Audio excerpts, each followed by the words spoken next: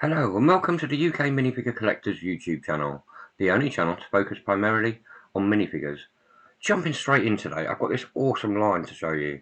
They're called Zoids, and they were like an imported line from Japan, so the story gets really convoluted. They were made by a company called Tomy, and they were made in 1999. Essentially, the show was all about like giant robot mechs, and they'd battle each other on distant planets. But like I said, I don't want to go too much into the lore because I don't want to upset anyone here. The actual pack we'll be looking at today are these ones, the Side of the Republic. Now you can see that beautiful layout of the Zoids on the front of the card, but a lot of the writing is actually in Japanese. And like I say, they did get a Western release, but most of the toys were actually imported from Japan, and that's where the main bulk of the fans of this actually are. So let's jump in and take a look at these minifigures. First up, we've got the awesome Zoidzilla, this giant T-Rex. I mean, you can just imagine this Titan-esque sort of robot stomping down the battlefield, coming straight at you. The sculpt on this is absolutely amazing. I mean, it is certainly the draw to the actual set. It's one of the best minifigures I've ever seen, especially from a release line. The amount of detail that's gone into this minifigure is absolutely insane. It's absolutely mind-blowing that it's been sculpted so well. Everything about it is perfect. The fins, the tail, just the sheer look of dominance in it. You can imagine this sort of Zoidzilla causing absolute carnage on any battlefield. You know you're in for business when you're up against this guy.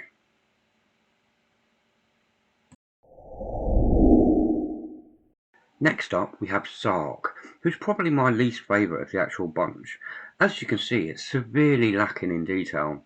When you think of the quality of Zoidzilla and the actual detail that went on the back, they could have done so much more with this one. It's just, these black areas just don't seem to work. Like maybe if they'd have added some, more detail there, that would completely help it. I totally get the figure. Aerial combat, fantastic thing. Seeing like them flying in, swooping in, attacking some sort of ground-based units completely works.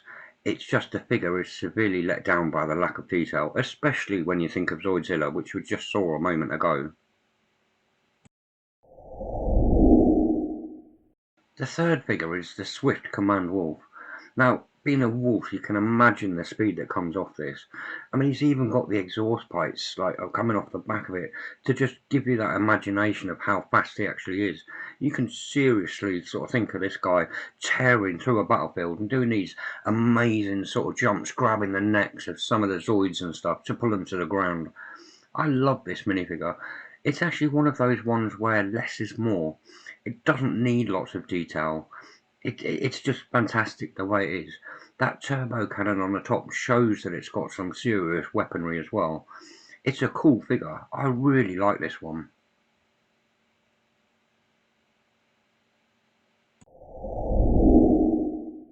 The fourth figure, Shield Liger, is based on a lion, so he's another predatory one.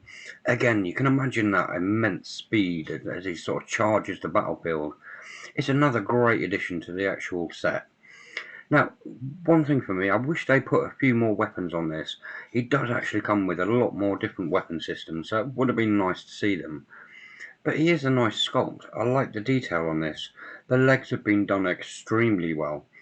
I love the little nodules on the side of the legs as well, and just that fierce overall look in the actual face. Now again, he hasn't got his mane, but that's not a big issue. That's where his actual shields are from. It's a cool piece. I really like this one. The last piece, the Great Gorgon, is another masterpiece of what Zoids actually were. I mean, obviously based on a Stegosaurus, but the detailing that's gone into this, it's very similar to what you see with the Zoidzilla. Just the fact that they've gone to that extra trouble to make it look so cool. They're like extra robotic parts and things. The fact you can kind of figure out how it works. But I love the way that they didn't use this as a like a bulldozer. It was actually more of a command center. Like it sat back behind the sort of the troops that we've already seen and just used long range artillery to kind of go over the top of the actual battle. Again, another fantastic sculpt.